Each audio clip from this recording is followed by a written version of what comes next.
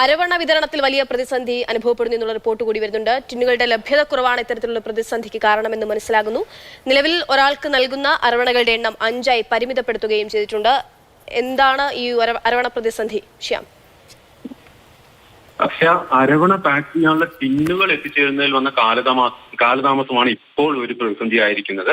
അരവണ വിതരണത്തിനുള്ള ടിന്നുകൾ എത്തിക്കാൻ 2 കമ്പനികൾക്കാണ് ഇപ്പോൾ ദേവസ്വം ബോർഡ് കരാർ നൽകിയിരുന്നത്. എന്നാൽ ഇതിൽ ഒരു കമ്പനി കൃത്യമായി ടിന്നുകൾ എത്തിക്കാത്തതാണ് ഇപ്പോൾ പ്രതിസന്ധിക്ക് കാരണം.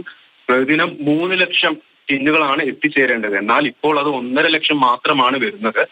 ഇതോടെയാണ് തീർത്ഥാടകർക്കുള്ള അരവണ വിതരണം പരിമിതപ്പെടുത്താൻ ദേവസ്വം ബോർഡ് തീരുമാനിച്ചിരിക്കുന്നത്. നിലവിൽ ഒരാൾക്ക് 10 ടിന്നുകളാണ് നൽകിയിരുന്നത്. എന്നാൽ അത് 5 വെട്ടിച്ചുരുക്കാൻ തീരുമാനിച്ചിട്ടുണ്ട്.